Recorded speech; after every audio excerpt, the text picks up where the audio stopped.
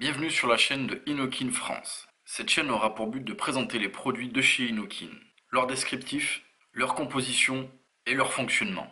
Tout ceci en partenariat entre le pôle Inokin France et Seb et Levap.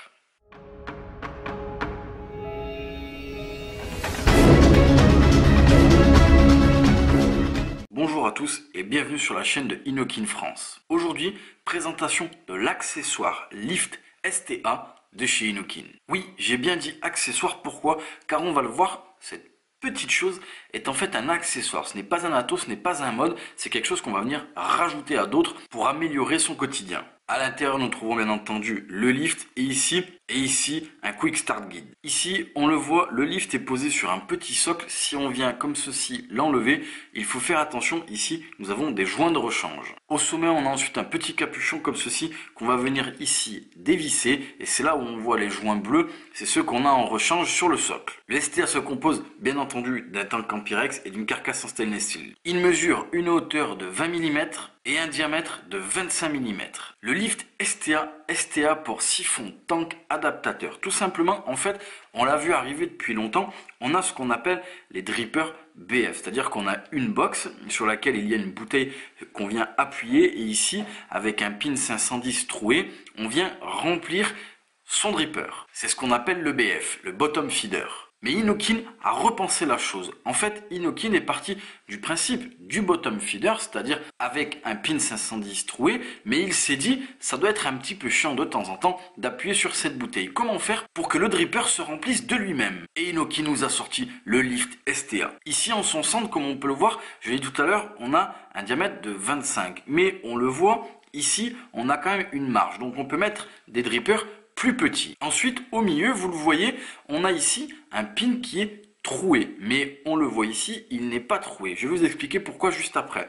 On le voit, ici, on a un pas de vis. Donc, on va venir prendre un dripper et le visser sur le lift. Bien entendu, avant de venir visser son dripper sur le lift, on va ici remplir le lift. Et ensuite, on viendra visser son dripper en BF. Ensuite, avec le dripper mis et l'atomiseur rempli, en tout cas le lift, ce n'est pas un atomiseur, je me suis trompé, on le voit à l'intérieur, à la base ici, nous avons des rainures au nombre de 4 et on le voit, la cheminée est trouée en bas et ici, on le voit en haut, elle est trouée également.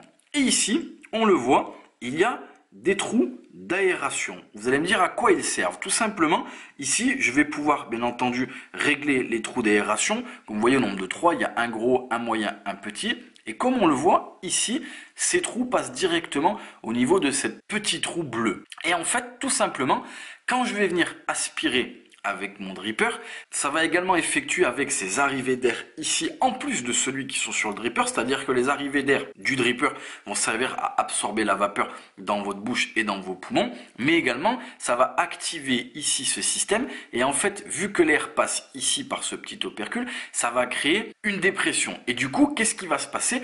Le liquide, à force de dépression, va obligatoirement essayer de s'échapper. Et il va s'échapper par les petites rainures qui sont en bas et les trous qui sont ici en haut. Et du coup, va monter automatiquement par ce petit trou-là dans votre atomiseur en bottom feeder et va le remplir. Ça veut dire tout simplement en fait que avec le lift STA, à chaque fois que vous allez aspirer de la vapeur avec votre dripper qui doit être bien entendu en bottom feeder, automatiquement avec le lift, il va s'auto-alimenter. À chaque fois qu'on va tirer, ça va créer une dépression. Le liquide va être forcé à remonter par la cheminée centrale et va humecter vos mèches. Bien entendu, en fonction de la force avec laquelle on va aspirer, on va venir régler ici plus ou moins serré. Mais en fait, tout simplement, c'est un système d'auto-alimentation des drippers BF. Et il fonctionne merveilleusement bien. Je ne vais pas vous faire la démonstration avec des drippers car il faudrait les monter, les remplir, ce serait trop compliqué. Là, on veut vraiment faire un focus sur le lift. Rappelez-vous tout simplement que le lift, quand on va venir mettre son dripper après l'avoir rempli et qu'on va venir régler ici les trous d'arrivée d'air pour la dépression, ça va auto-alimenter votre dripper. Donc au final, vous vous retrouvez avec un dripper en bottom feeder, mais qui va s'auto-alimenter. Donc avec une sorte de réservoir, mais nous ne sommes toujours pas dans un atomiseur reconstructible. C'est un accessoire en plus pour se faciliter la vie avec les bottom feeders. Voilà, ce sera tout pour l'accessoire qui auto-alimente les drippers BF Lift STA de chez Inokin et nous vous remercions d'avoir regardé cette vidéo sur la chaîne de Inokin France.